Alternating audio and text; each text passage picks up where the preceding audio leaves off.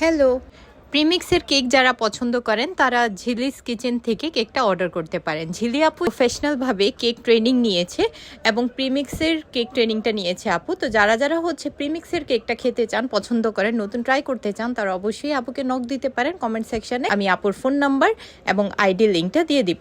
এখন আসি কেকের কথা। এই যে আপু এত সুন্দর করে কেকটা নিয়ে আসছিল, প্রথম যে জিনিসটা প্রশংসনীয় সেটা হচ্ছে কেকটা ট্রেনিং নেওয়ার পরেই আপু এত সুন্দর করে কেকের ফিনিশিংটা এনেছে, যেটা আসলে প্রশংসার দাবিদার।